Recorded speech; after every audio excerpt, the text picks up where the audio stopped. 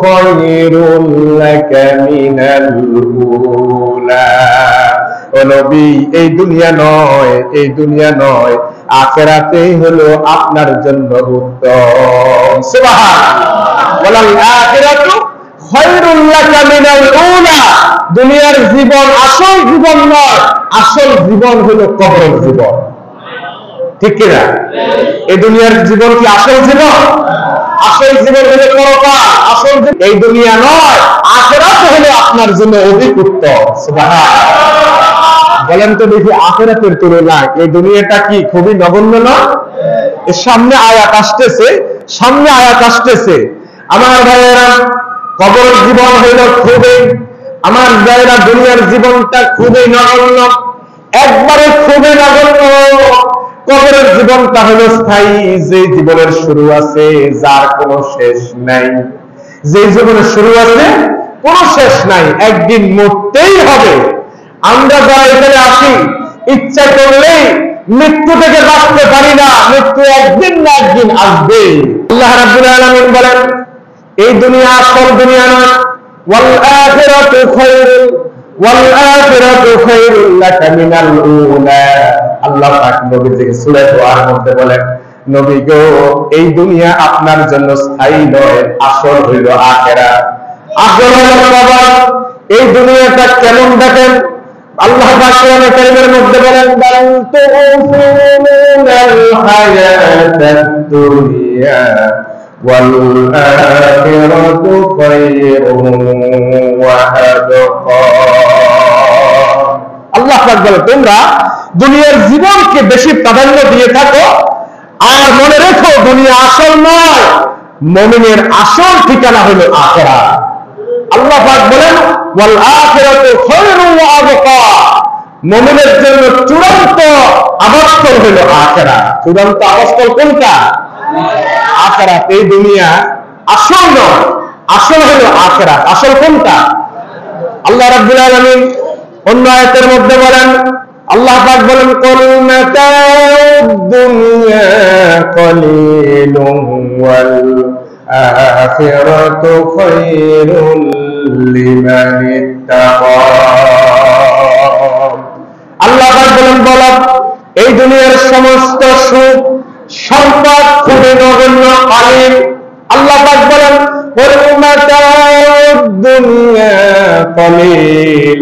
ও নবী, আপনি দুনিয়ার সমস্ত মানুষকে বলে দেন, দুনিয়ার সুখ, দুনিয়ার সম্পদ, দুনিয়ার আরাম আয়েশ খুবই নগণ্য। এই যে যমুনার মালিক, যমুনা গ্রুপের মালিক, যমুনা গ্রুপের এমডি বাবুল সাহেব মারা গেলেন করোনাকালীন সময়। সেই সময় মারা যাওয়ার সময় তিনি ডাক্তার সাহেবকে বলেন, ডাক্তার সাহেব, যত কোটি টাকার প্রয়োজন আমি আপনাকে দেব, আমি বাঁচতে চাই। কিন্তু মালাকুল মউত আজরাইল যখন হায়াত শেষ,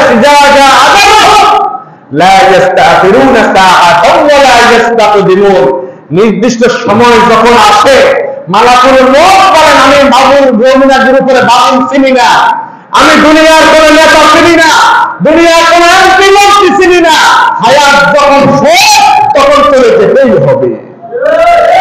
সুতরাং এই দুনিয়ার জীবনটা খুবই নগণ্য, এই দুনিয়ার সুখ নগণ্য, এই দুনিয়ার সম্পদ নগণ্য, আর আখিরাতটা হলো লিমানিত তাকা, মুত্তাকি ব্যক্তির জন্য। আখিরাত হলো প্রকৃত আবাসস্থল, হলো মুত্তাকি ব্যক্তির জন্য। সুবহানাল্লাহ। আল্লাহ রাব্বুল আলামিন বলেন, ওয়া মা হাযিহিল হায়াতুদ দুনিয়া ইল্লা লাহউন ওয়া লাইবুন ওয়া ইন্নাদ-দারাল আখিরাতা লাহিয়াল হায়াওয়ান লাউ কানু ইয়ামালুন।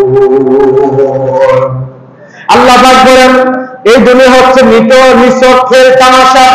দুনিয়াটা হইল নিছক খেল তামাশা ছাড়া আর কিছুই নয়। আল্লাহ পাক বলেন, মা হাযিহিল হায়াতুদ দুনিয়া ইল্লা লাহউন ওয়া লাইবুন ওয়া ইন্নাদ-দারাল আখিরাতা লাহিয়াল হায়াওয়ান লাউ কানু ইয়ামালুন। আল্লাহ পাক বলেন এই দুনিয়ার জীবনটা হলো নিছকের তামাশা, আর প্রকৃত আবাসস্থল হইল পরকাল। দুনিয়াদারের অবস্থা হইল ওই রকম, কেমন জানেন? একজন মানুষ পানির মধ্যে গিয়ে, একটা পুকুরের মধ্যে গিয়ে যদি পানিকে খামচি মেরে ধরে, বলেন দেখি পানি কি তার হাতের মধ্যে থাকবে? থাকবে? সবাই জোরে বলেন না, থাকবে?